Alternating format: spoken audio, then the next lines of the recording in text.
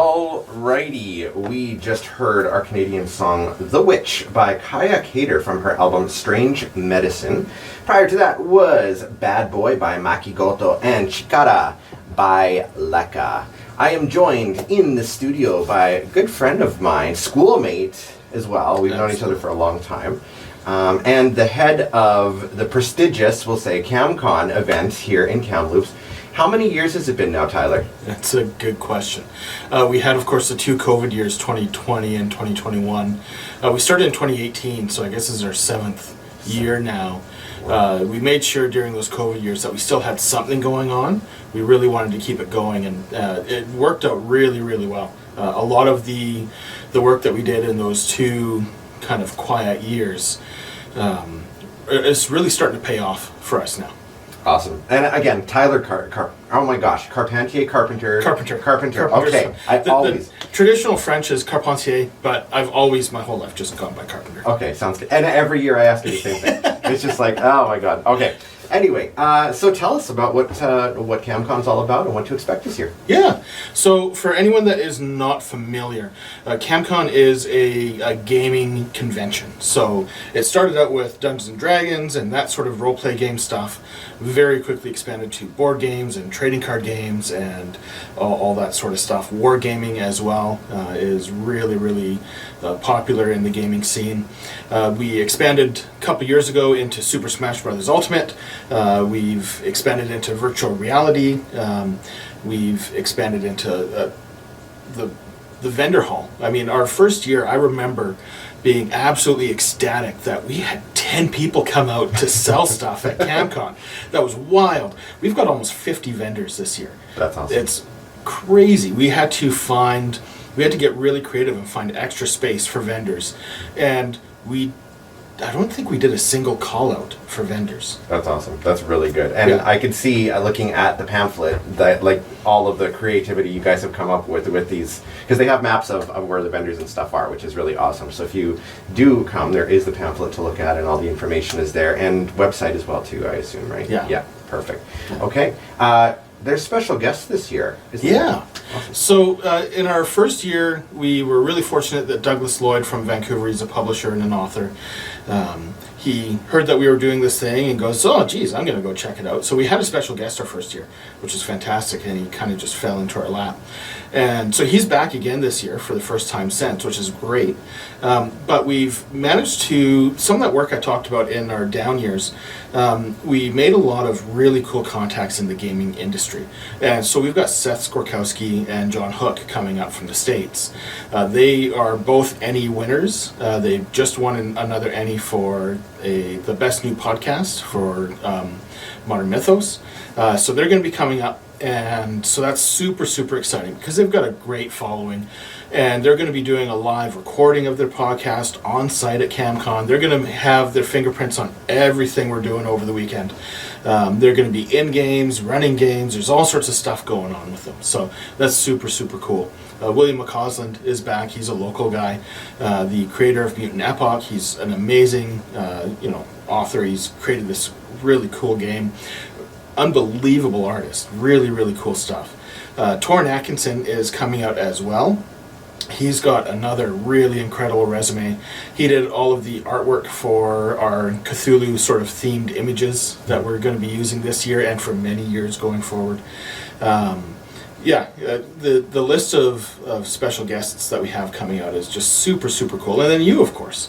Yeah, I was going to slip that in there. I'm like, there's another local guy who isn't very well known, but has a new single coming out in October, actually, that might be performing it at KamCon. Yeah, just a bunch of stuff. Yeah. Well, thank you.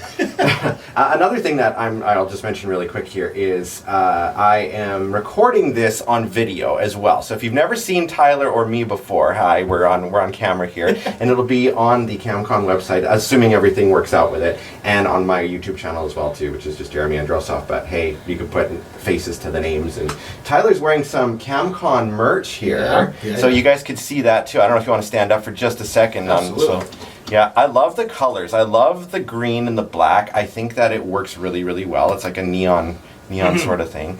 And you've got a hat on as well too. Yeah. Nice. We have lots of hat designs, is that right? Quite a few. Now the hat design is, it's our what we call our KC logo. If you look at it, you can pretty easily find, oh, there's a K, yeah, there's a C, KamCon. Yeah. It fits really nicely.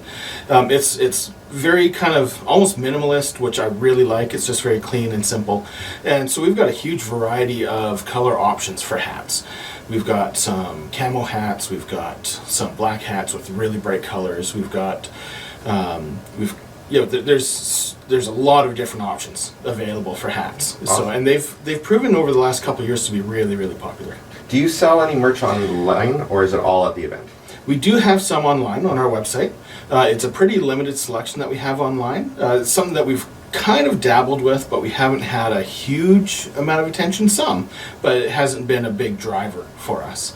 It would be cool if it became that, but most of the merch that we sell is at events at KamCon. Awesome, awesome. Now the shirt that you're wearing has the 15 on it. Is there significance to that? The 15 is kind of my personal number. So this jersey I had done up with a 15 because that's the number that I wear when I'm playing baseball and that sort of stuff. It's the number that I wore playing baseball when I was a teenager in high school. The jerseys that we got for selling at KamCon this year all have the number 24 for the year 2024. Makes sense. They both very heavily feature Cthulhu on them, so they have Cthulhu as the name bar on the back of them. Perfect. These jerseys are really, really nice. It's not just a printed jersey, it's stitched numbers and that sort of stuff. They're really, really nicely done. Yeah, if you could see it in person, it stands out really nicely. It looks very good quality, very, very nice. So Yeah. I definitely recommend getting them, especially if you come to KamCon. And you're coming to KamCon, so. Absolutely. Okay, so we have TTRPG systems, we have wargaming, TCG events, tons of vendors here. And then our panel room is in the Trusu Lecture Hall. That's right? Correct. Okay. Yeah. So it's a little bigger than last year. Well, actually a lot bigger than last year, I would say. Yeah, and that was something that we really wanted to find a better space than last year. It was an experiment to use a summit room, and we made it work, but we had to make it work. We wanted something that was a little bit more flexible for us, a little bit more purpose-built. And the lecture halls, I think, is going to work out really well. It's a nice space. It's got enough space for everyone to feel like they're comfortable in there. It should work out a lot better than last year's for sure. And it's kind of a cool problem that we had to have, that the event has grown to the point where we're like, oh, geez, there's not enough room in the mountain room for us to be able to put this in there. And we don't want to have it in this other room because that's where the role-play games are happening, and there's nowhere near enough room in the vendor hall. We can't do it there. So just trying to get creative and figure out how we can do that. And thankfully the student union was grateful enough, or gracious enough, I should say, to allow us to be able to use that room. So that's really cool. Awesome. Well, let's talk about, I'll mention a few things. So Friday we have the opening ceremonies, basically welcome to KamCon. Me, I'll be performing again. I don't know if anybody's going to show, but hey, I'm there at 6. And then Saturday and Sunday are really when the meat of the event gets going. So we have Name That Tune, which is me as well. Our game writers panel, I assume, with one of our guests. Yeah, absolutely, yeah, with multiple of our guests, yeah. Perfect. Modern Mythos Live, that's the live recording. Correct. Freudian Slips, which is a wonderful improv group here in Kamloops, and they're doing D&D improv, so that's awesome. I wonder if they'll bring that.